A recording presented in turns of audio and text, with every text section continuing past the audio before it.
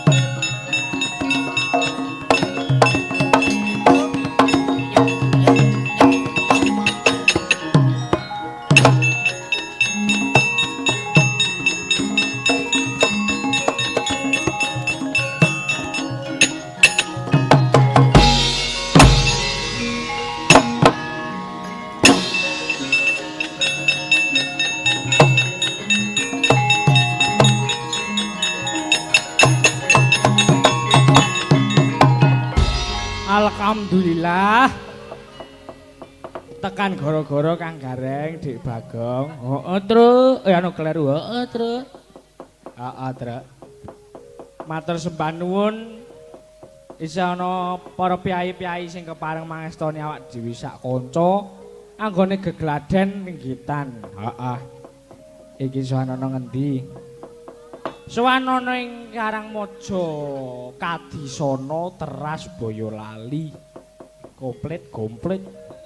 Saiki wis kelingan. Ah iya. Iki awak dhewe nyengkuyung anggone para warga masyarakat Karangmaja Kadisana nggone ngadani upacara wiwit utawa wiwitan Kang Gareng. Oh iya. Iki disambung digabung karo adicara merti dusun. Ya, ana sing ngendika ngono kuwi ana. Ning iki sing utama kuwi upacara wiwit terus didadakake festival. Ngono dadi ben-taun iki. Nek do ngendikake Pak Aris mau iki sing part kedua. Part kedua berarti tahun wingi wis ngadani. Sing pareng dolanan wayang ya aku lan sak kanca. Biyen nggone ndi, Tru? Nggone ning kono kuwi ngisor. Oh iya. Aku kelingan ning ngisor kono to. Ha iya. Wajan matur sembah nuwun para warga masyarakat.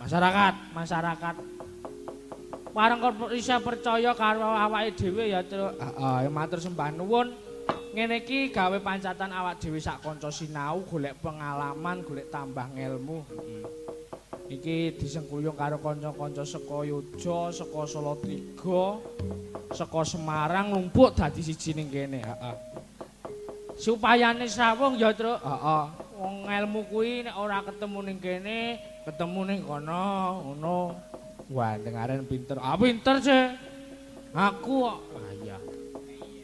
Kulo men tambah srawung, tambah kenal. Akeh sedulure ki, wah. Ning ati ki seneng mara rono iso mampir nggone kancane. Mara rene mampir kancane. Wah. Heeh. Sawung, heeh. Karo mampir rono. Rene mampir ning kancane sing kene, heeh. Ayo ora kakang-kakangane karo adik-adikne, heeh. Ya. Wis kenal. Matur sembah nuwun. Nah, iki wis jam 1:30 to. Jam 2 man. Wis iki ora usah kakehan gunem sing tanpa guna. Paring panglipur para warga masyarakat Karangmaja Kadisana kene anggone ngadani upacara wiwitan. Awak dhewe diutus nyengkuyung, didhawuhi nyengkuyung karo para bapak pepunden, bapak RT, bapak RW. Wah, sing wingi sampun kersa rawuh wonten gubuk kula matur sembah nuwun. Ning. Ya. Wah. Kaya munggah dalan kono mau gongkon. Anu. Busine reget. Wingi dolan endi, Bu? Ning Gembira.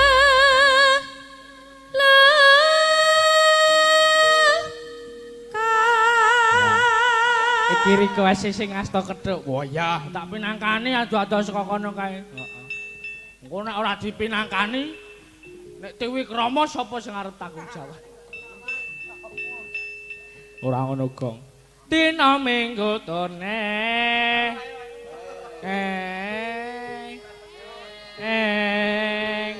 Putrake goblok. Dina minggu turne.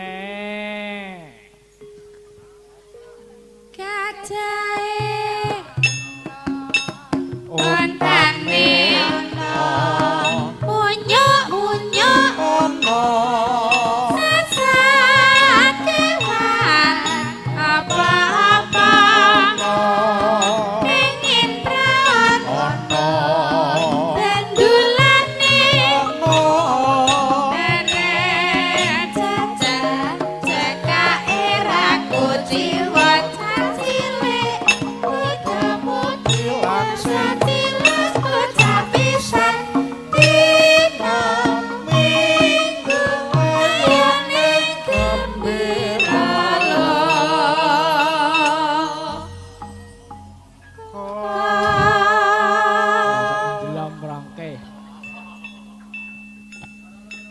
ngawis karo gamelan. Nyoba klothekan. Ah iya. Sinembang, buwarang gono tok. Iya. Ogone klothekan. Iya iya. Ayo dihitungi, Truk. Ayo. Hitungan ketiga mulai, nggih. 1 2 3. Pingi dolan ning ndi Mas? Ning Gembira Loka. Dina Minggu tene Gajahe ana ontane ana munyuk-munyuk ana sasat kewan. Apa ana pengen praon ana bandulane ana pengen jajan cekake ragu jiwa cacilek muda-mudi Wajan tiwas bocah pisan dina Minggu ayo ning Gembira